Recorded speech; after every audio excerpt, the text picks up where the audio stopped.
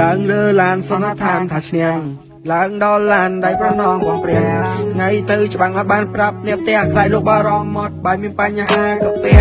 តែនៅផ្ទះមើលថែខ្លួនផងប្អូនត្រូវខំរៀនទុកគ្មានវត្តមានមកទើបតែធ្លាប់គិតនៅក្នុងកោតបំណងបើមានឱកាសធ្វើត្រឡប់ចាំបញ្ចប់តាមផងជឿថាមានអ្នកណាដែលចង់ឆ្ងាយគ្រួសារទៅលើកនេះមិនដឹងវិលពេលណាគ្រប់ពាក្យពេចន៍ដែលខ្ញុំបានកត់ត្រាផ្ញើអារម្មណ៍តាមមួយជាមួយទុកសោការចង់ប្រាប់ថានឹកនឹងមកហូបឆ្ងាញ់ម្ដាយធ្វើពេលព្រឹកនឹកថាសម្លាញ់ដែលបានចេញធ្វើសឹកប្រតែនឹកសង្សារជាទីស្រឡាញ់ក្នុងចិត្តលើឡានសន្និដ្ឋានថាឈ្នះឡើងដល់ឡានដៃប្រណងបងព្រាថ្ងៃទៅច្បាំងអត់បានប្រាប់អ្នកផ្ទះខ្លាចលោកបារម្ភមកបាយមានបញ្ហាកាពះ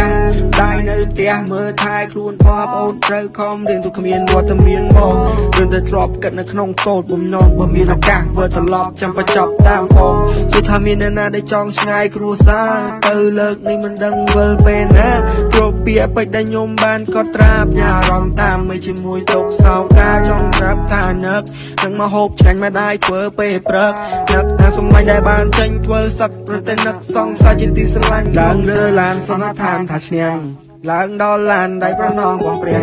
ថ្ងៃទៅច្បាំងអត់បានប្រាប់អ្នកផ្ទះខ្លាចលោកបារម្ភមកបាយមានបញ្ហាកាពះ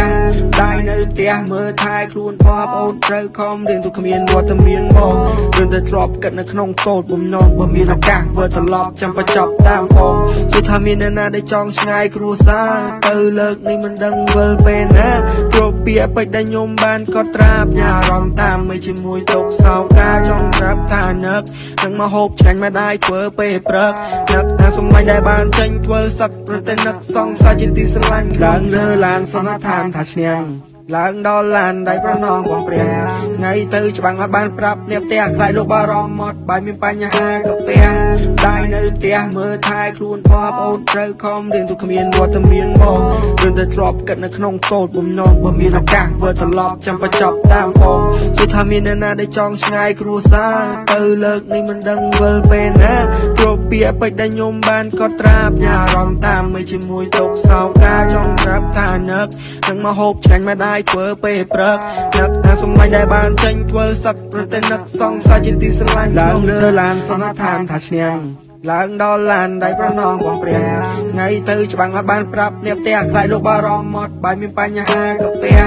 តែនៅផ្ទះមើលថែខ្លួនផងប្អូនត្រូវខំរៀនទុកគ្មានវត្តមានមកទើបតែធ្លាប់គិតនៅក្នុងកោតបំណងបើមានឱកាសធ្វើត្រឡប់ចាំបញ្ចប់តាមផងជឿថាមានអ្នកណាដែលចង់ឆ្ងាយគ្រួសារទៅលើកនេះមិនដឹងវិលពេលណាគ្រប់ពាក្យពេចន៍ដែលខ្ញុំបានកត់ត្រាផ្ញើអារម្មណ៍តាមមួយជាមួយទុកសោការចង់ប្រាប់ថានឹកនឹងមកហូបឆ្ងាញ់ម្ដាយធ្វើពេលព្រឹកនឹកថាសម្លាញ់ដែលបានចេញធ្វើសឹកប្រតែនឹកសង្សារជាទីស្រឡាញ់ឡើងលើឡានសន្និដ្ឋានថាឈ្នះឡើងដល់ឡានដៃប្រណងបងព្រា